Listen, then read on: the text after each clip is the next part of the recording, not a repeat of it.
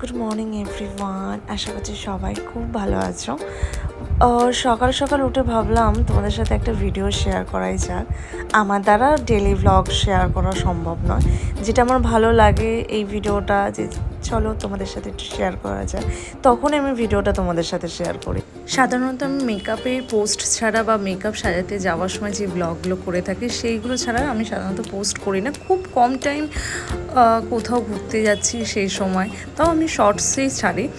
তো ভাবলাম প্রোফাইলে তো সেই রকম কিছু না, আমি পেজেই তো শুধু মেকআপের ভিডিও পোস্ট করি, তা ভাবলাম কিছু কিছু জিনিস শেয়ার করা যেতেই পারে। আর সেদিন আমি বাড়িতে ছিলাম, তো ভাবলাম চলো একটা জিনিস আমি বাড়িতে করে খাইয়েছিলাম আমার শ্বশুর বাড়িতে, তো ভাবলাম তোমাদের সাথে সেটা শেয়ার করি।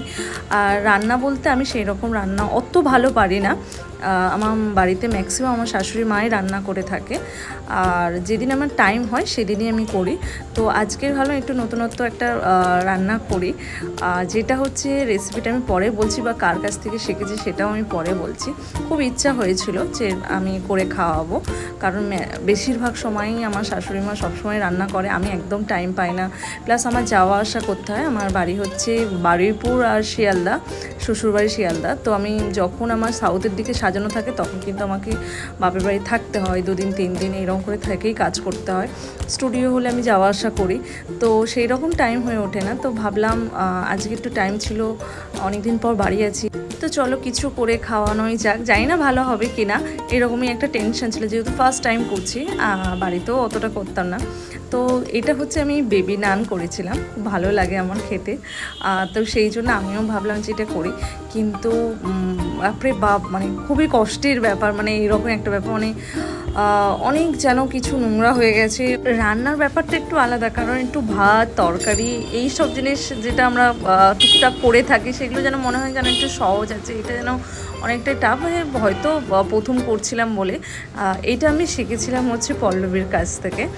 পল্লবী এইসব রেসিপি খুব ভালো পারে, আর ও নিজে খুব মানে নতুনত্ব জিনিস ট্রাই করতে খুব পছন্দ করে, রান্না করতে মানে বেশিরভাগ পছন্দ করে, ও খুব রান্না করতে পছন্দ করে। তো একদিন ও আমাকে খাইয়েছিল, ওর বাড়িতে করেছিল, সেদিন করে খাইয়েছিল, ভীষণ সুন্দর হয়েছিল আর ভীষণ ভালো লেগেছিল।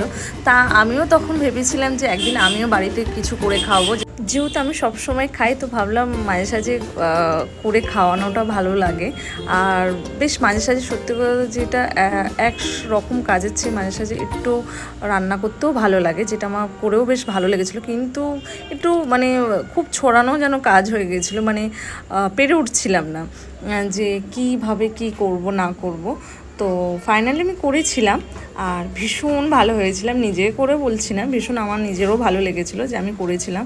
বেশ বিয়েবাড়ির মতনই হয়েছিল আমার তো মনে হয়। তো আমার বাড়ির লোকও বলেছে ভীষণ সুন্দর হয়েছে, শ্বশুরবাড়ির লোক বলেছে খুব সুন্দর হয়েছিল।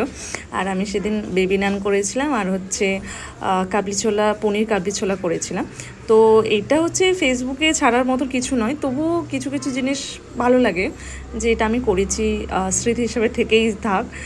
কবে আবার করবো আমি জানি না। এইরকম রান্না মোটামুটি আমি করি, কিন্তু এই রকম রেসিপি আমি সাধারণত করি না, সেই জন্য আমি এটা পোস্ট করলাম। ভালো